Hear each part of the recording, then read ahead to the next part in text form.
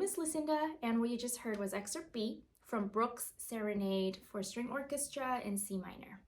In this fourth movement in particular, it is based on some Swedish folk love themes, and I think you can really hear different kinds of love throughout this short excerpt.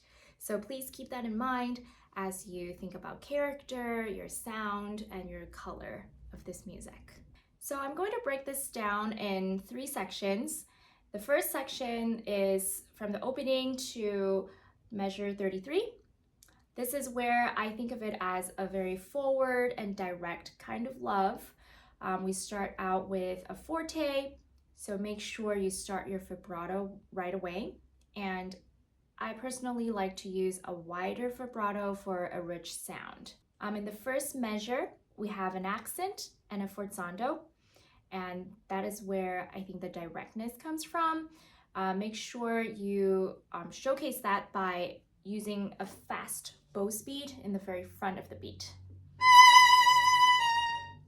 And then we're going to come down in dynamic, I would say, to a mezzo piano, and then right away, the next measure in bar 31, we would go back up just a little bit, maybe a mezzo forte, and then the very first note of 32, we have another accent. But this time we don't have a mezzo forte, so I would take that down a notch and make sure it's not too aggressive. I like to place that on an up bow, so it's a little bit more rounded than the first time. Now in measure 33, this is a very special bar. First of all, it's solely violin, so you're the only instrument that's playing. So you do want to come down in dynamic there with the poco rit, but not so much because you still want to be heard. So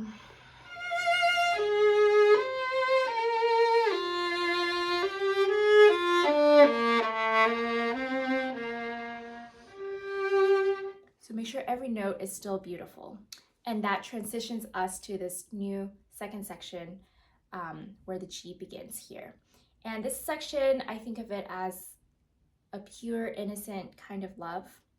It's calmer than the opening, and it's just a string of flowing 16th notes. So make sure you practice with a metronome and that your sextuplets that's coming up are not dragging. In measure 35, there's a crescendo, so that's where that love is starting to bloom and grow a little bit in passion. Make sure you're saving bow, especially the last beat of 35 going into 36. You want to make sure that you have enough bow at the tip for that first note of measure 36. So.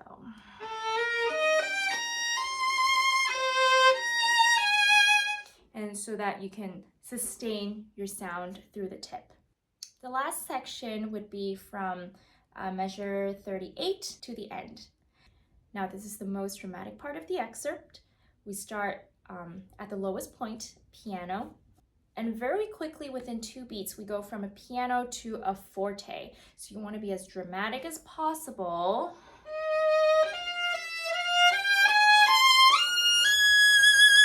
And make sure you're sustaining your sound through those ties. And the forte doesn't stop. It goes all the way until the end of the excerpt.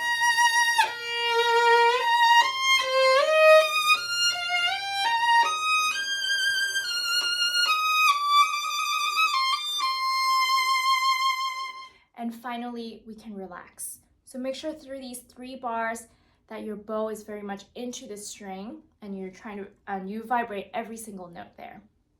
And at the very end, in measure 41, we have this big leap from the high C to the low C. So I would acknowledge that big range in sound and take the tiniest breath there.